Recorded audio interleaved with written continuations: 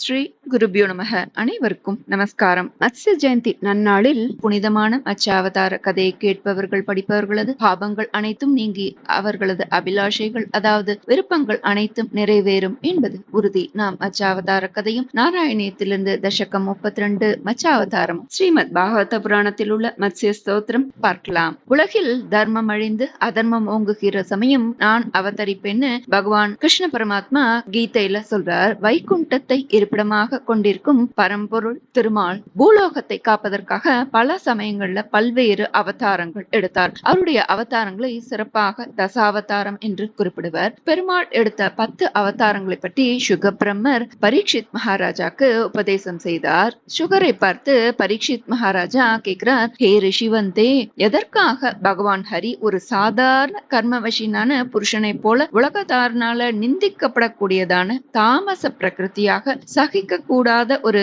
மச்ச ரூபத்தை தாங்கி அவதரித்தார், எனக்கு சொல்லுங்கன்னு கேட்க அதற்கு சுகபிரம்மர் சொல்றார், மகாவிஷ்ணு எடுத்த முதல் அவதாரம் இது. மச்ச அவதாரத்தை மத்ஸ்யம் என்றும் மத்ஸ்யாவதாரம் சொல்வார். இந்த அவதாரம் வேதங்களை அபகரித்து கொண்டு போய் கடல்ல ஒளித்து வைத்திருந்த சோமஹாசுரன் அந்த வேதங்களை மீட்டது.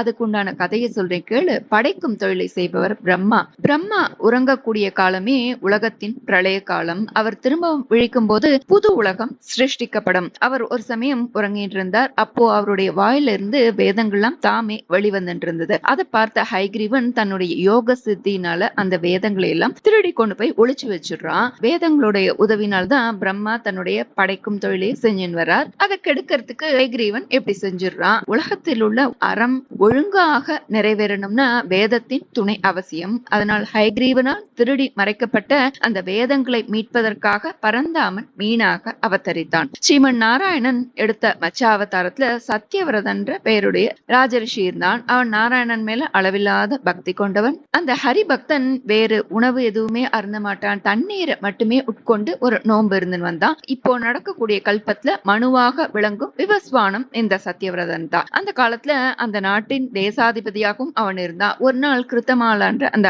ஆற்றங்கரையில அமர்ந்து தன்னுடைய முன்னோர்களுக்கு தண்ணீர் விட்டு அர்க்கியம் கொடுத்துட்டு இருந்தான். அப்போ அர்க்கியம் கொடுக்கிற போது தன்னுடைய 2 கைகளையும் தண்ணீர் எடுத்தான். அந்த கையில தேங்கி இருந்த தண்ணியில மீன் குஞ்சு ஒண்ணு அழகா நீந்திட்டு இருந்தது. அந்த மீன் அந்த சத்தியவிரதனை பார்த்து பேசுறது, ஹே ராஜன், என்ன திரும்பவும் நீ தண்ணியில விட்டுடாத. குட்டி மீனான என்ன இந்த பெரிய மீன்லாம் முழுங்கிடும். எனக்கு ரொம்ப பயமா இருக்கு. என்ன நீ என்ன காப்பாத்தணும் அப்படின்னு சொன்னோன்னு அவனுக்கு மகிழ்ச்சி. அதனுடைய வேண்டுகோளை நிறைவேற்றணும்னு சொல்லிட்டு அவன் தன்னுடைய கமண்ட்ல வைத்திருந்தான் இல்லையா, அதுல அந்த மீனை போட்டு தன்னுடைய ஆசிரமத்துக்கு எடுத்துன்னு போயிடுறான். அன்னைக்கு ராத்திரி பார்த்தா அந்த மச்சம் கிடுகிடுன்னு பெருசா அந்த கமண்டலம் முழுசும் பரவி வளர்ந்துருது. அது உடனே சொல்றது அந்த மச்சம், அரசே, எனக்கு இந்த இடம் வசிக்கிறதுக்கு போராது, இருக்கிறதுக்கு போராது அப்படின்னு அந்த மச்சம் சொல்றது. சத்தியவிரதன் அந்த மீனை கமண்டலத்துல இருந்து எடுத்து ஒரு பெரிய நீர் நிறைந்த ஒரு கங்காளத்துல போடுறான். அந்த பாத்திரம் அளவு பெருசாச்சு அந்த மீன். திரும்பவும் எனக்கு இந்த பாத்திரமும் போறல, வசிக்கிறதுக்கு போறல அப்படின்னு சொல்லி திரும்பவும் கெஞ்சருது. இந்த மன்னவன் உடனே அந்த மீனை அங்கிருந்து எடுத்து ஒரு பெரிய குளத்துல கொண்டு போய் விடுறான். அது அந்த வெகு சீக்கிரமா அந்த குளம் அளவு வளர்ந்துடுறது. அடுத்து அந்த மீனை ஆழமா விரிஞ்ச பரந்த மடுக்களையும் ஏரிகளையும் கொண்டு போடுறான். அங்கேயும் அது பெருசா வளர்ந்துடுறது. தான் வாழறதுக்கு இந்த இடம் போறல அப்படின்னு சொல்றது. கடைசியா அது கொண்டு போய் சமுத்திரத்துல கொண்டு போடுற போது அந்த மச்சம் சொல்றது, ராஜரிஷி, இந்த பெரிய கடல்ல திமிங்கலம் போன்ற பெரிய ஜந்துக்களோட நடமாட்டம்லாம் இருக்கு. அதனால நீ இங்கேயே என்னை விட்டுட்டு போயிடாத அப்படின்னு சொல்லி அலறது. உடனே சத்தியவிரதன் அந்த மீனை பார்த்து கை கூப்பி தொழறான். ஹே பரம்பொருளே, நீங்க ஒரு சாதாரண மீனா என்கிட்ட வந்து என்னை மயங்க வைத்து எனக்கு என்கிட்ட செய்யக்கூடிய மாயத்தை எனக்கு புரிந்து கொள்ளவே முடியலையே. இப்படி தேவரீர் என்னை விடாமல் பிடிச்சுட்டு இருக்கிறதுக்கு உண்டான காரணம் என்ன? நீங்க வளர வளர நீங்க நிச்சயம் அந்த பரந்தாமன் ஸ்ரீ ஹரிதான் அப்படின்றத நான் உணர்ந்து கொண்டேன். ஆகவே பெருமானாகிய நீங்கள் இந்த உருவத்தோட இங்க வந்ததுக்கான காரணத்தை எனக்கு சொல்லும்படி நான் தாழ்மையோட பிரார்த்திக்கிறேன் உங்கள்ட்ட அப்படின்னு சொல்லி மச்சாவதார மூர்த்திய விழுந்து வணங்கி கேட்டான். அந்த மச்சம் பதில் சொல்றது, ஹே ராஜரிஷி, இன்றிலிருந்து 7வது நாள் இந்த பூமியும் விண்ணும் அதற்கிடைப்பட்ட வெளியெல்லாம் பொங்கி எழுந்து கடலுக்கு இரையாக போறது. உலகங்கள்லாம் அழியக்கூடிய நாள் வந்துடுத்து, அஞ்சாதே. நான் உனக்கு ஒரு பெரிய தோணியை அனுப்பி வைக்கிறேன். நீ அந்த தோணியில இந்த சமஸ்த ஔஷதிகளையும் அதான மூலிகைகளையும் பற்பல வித்துக்களையும் ஏற்றிக்கொண்டு சப்த ரிஷிகளோட சர்வ பலம் கொண்டவனாக அந்தகாரமான அதான இருளான இந்த சமுத்திரத்துல மகாதீரனாக நீ சஞ்சரிக்க போகிறாய் என்று சொல்லியது அந்த மச்சம். மேலும் வாயுவினால அலக்கழிக்கப்படக்கூடிய அந்த தோணி கவிழ்ந்துடாம இருக்க என்னுடைய கொம்புல நீ சேர்த்து கட்டிடணும். அப்படி கட்டினா நான் அந்த பிரம்மதேவனுடைய ராப்பொழுது தீரும் வரை இந்த ஓடத்தோட சஞ்சரித்து கொண்டிருப்பேன். அப்போ சப்த ரிஷிகளும் ஒளிமயமாக இருந்து உனக்கு வழிகாட்டுவார்கள். என்னுடைய உடல் அப்போது திமிங்கலம் போல காணப்படும். அந்த படகை என்னுடைய கொம்புல கட்ட சொன்னேன் இல்லையா, அப்படி கட்டுவதற்குரிய கயிறு இந்த வாசுகின்ற பாம்புன்றத நீ மறந்துடாதே. அந்த பாம்பை என்னுடைய சிதழ்ல கட்டிடும். அதுக்கப்புறம் நீ என்னுடைய பெருமையை தெரிந்து கொள்வாய். உனக்கு சர்வமங்கலமும் உண்டாகட்டும் அப்படின்றார் பகவான். தர்பாசனத்துல இருந்தபடி சத்யவிரதன் உலகையே அழிக்க போகும் பிரளயத்தை எதிர்நோக்கி காத்துருக்கான். சரியா 7வது நாள் ஆகாயம் அந்தகாரத்துல மூழ்கியது. பெருமழை பெய்த வண்ணம் இருக்கு. கடல் கரை புரண்டு வந்தது. பூமி இருக்கும் அடையாளமே தெரியல. எங்க பார்த்தாலும் தண்ணீர் காடு. அந்த பொங்கி வரது நீர்ச்சுழிகளிடையே பரந்தாமன் தங்க திமிங்கலமாக தோற்றமளிக்கிறார். தகதகன்னு ஜுவலித்த அவருடைய உடம்புல கொம்பு போல ஒண்ணு நீண்டு இருந்தது. சத்யவிரதன் அப்போ அந்த சப்த ரிஷிகளோட மூலிகை விதைகள் சகிதம் ஏறி இந்த இருந்த ஓடத்தை பகவான் சொன்னபடியே அவரை தியானம் செஞ்சுட்டே அந்த தங்க திமிங்கல கொம்புல கட்டிடுறான். அந்த அபூர்வ மச்சம் இவர்கள் ஏறிய படகை இழுத்துண்டு வெள்ளத்தின் மத்தியில் பயமோ அபாயமோ இல்லாமல் அலைந்து கொண்டிருந்தது. அந்த சமயம் பரந்தாமன் இந்த ராஜரிஷி சத்யவிரதனுக்கு இந்த மச்சாவதார புராணத்தை உபதேசம் செய்தார். பின் பிரம்மதேவருடைய நித்திரை காலமும் முடிந்தது. உலகத்தை கவிர்ந்த அந்தகாரமும் விலகியது.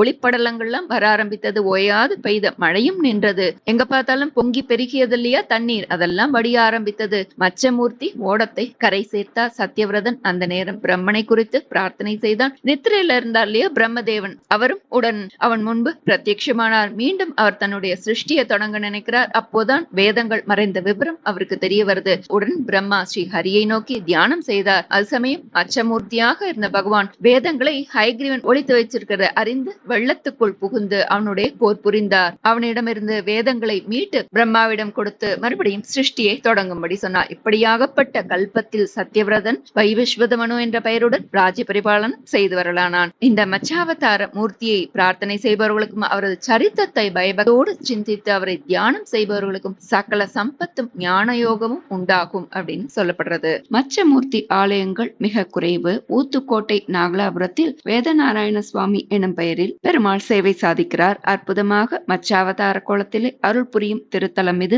மூலவராக மச்சாவதார மூர்த்தி வேதநாராயண பெருமாளாக ஸ்ரீதேவி பூதேவியுடன் தனி சந்நிதி கொண்டு அருள் புரிவது இங்கு மட்டுமே. மூலவர் திருப்பாதங்கள் மீனின் அடிப்புறம் போலவே அமைந்துள்ளது. மிக சிறப்புக்குரியது. நேரம் கிடைக்கும் போது ஒருமுறை தரிசிக்க முயற்சி செய்யலாம். மச்சாவதார பெருமாளை வணங்கினால் நினைத்த காரியம் நிறைவேறும் என்பது நம்பிக்கை. இந்த மச்ச ஜெயந்தியில் வேதம் படித்தவர்கள், கல்வி கற்கின்ற மாணவர்கள், கல்வியை சொல்லித் தருகின்ற ஆசிரியர்கள், கலைகளை சொல்லித் தருகின்ற ஆசிரியர்கள், பத்திரிகை ஆசிரியர்கள், தொழில்துறையில் இருப்போர் என எல்லோரும் அவசியம் பெருமாள் கோவிலுக்கு சென்று வணங்குவதாலும் அர்ச்சனை செய்வதாலும் தங்களது தொழிலில் மிகப்பெரிய ஏற்றத்தை பெறலாம், கல்வியில் முன்னேற்றம் பெறலாம். நாம இந்த நன்னாளில் மச்சாவதார மூர்த்தியை பிரார்த்தித்து நாராயணியத்திலிருந்து தசகம் 32 ஸ்ரீமத் பாகவத புராணத்தில் உள்ள மத்ஸ்ய ஸ்தோத்திரம் பாராயணம் செய்து சகல சௌபாகியம் பெறுவோம். நாராயணியத்திலிருந்து தசகம் 32 மத்ஸ அவதாரக. ஸ்ரீஹரயே நமக. கோபிகா ஜீவனஸ்மரணம் கோவிந்த கோவிந்தா.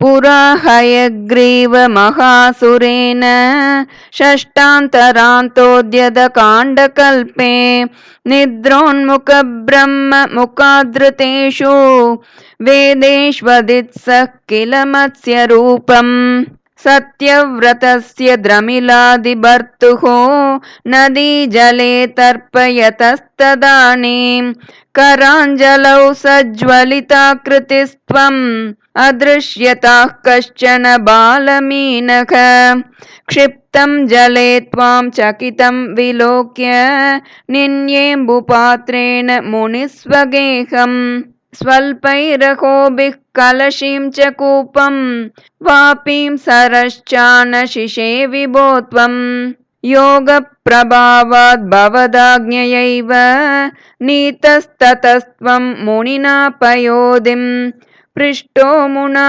கல்பதி திருக்ஷுமேனம் சப்தாஹமாஸ்வேதி வதன்னயாசேஹ் प्राप्ते त्वदुक्ते हनिवारिदारा परिप्लुते भूमितले मुनीन्द्रः सप्तर्षिभिः सार्धमपारवारिणि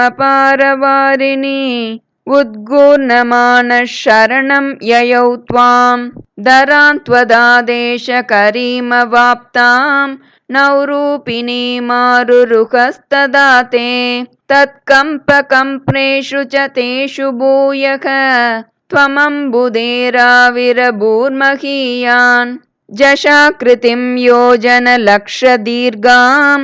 ददानमुच्चैस्तरतेजसं त्वां निरीक्ष्य तुष्टा मुनयस्त्वदुक्त्या त्वत्तुङ्गशृङ्गे तरणिं बबन्धुः आकृष्टनौको मुनिमण्डलाय प्रदर्शयन् विश्वजगद्विभागान् संस्तूयमानो नृवरेण तेन ज्ञानं परं चोपदिशन्नचारी कल्पावधौ सप्तमुनीन् पुरोवत् प्रस्थाप्य सत्यव्रतभूमिपन्तम् वैवस्वताख्यं मनुमाददानः क्रोधाद् हयग्रीवमभिद्रुतो भूः स्वतुङ्गशृङ्गक्षतवक्षसन्तं निपात्य दैत्यं निगमान् गृहीत्वा विरिञ्चये प्रीतहृदे ददानः प्रभञ्जनागारपते प्रपायाः श्रीहरये नमः। गोपिका जीवनस्मरणं गोविन्द गोविन्द। ஸ்ரீமத் பாகவத புராணத்திலிருந்து ஸ்ரீ மத்ஸ்ய ஸ்தோத்திரம். ஸ்ரீ கணேஷாய நமः. நூனம் த்வம் பகவான் சாக்ஷாத் தரிர் நாராயணோ வியயः அனுக்ரஹாய பூதானாம் தத்சே ரூபம் ஜலௌகசாம். நமஸ்தே புருஷஸ்ரேஷ்ட ஸ்தித்யுத்பத்யப்யயேஸ்வர பக்தானாம் நஃப் பிரபன்னானாம் முக்யோ ஹ்யாத்மகதிர்விபோ.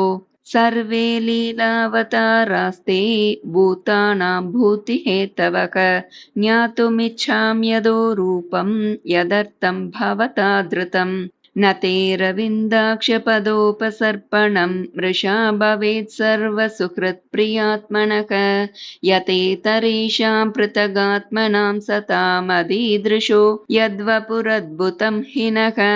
इति श्रीमद्भागवतपुराणान्तर्गतं श्रीमत्स्यस्तोत्रं सम्पूर्णं। श्रीगुरुभ्यो नमः। हरिः ओम्।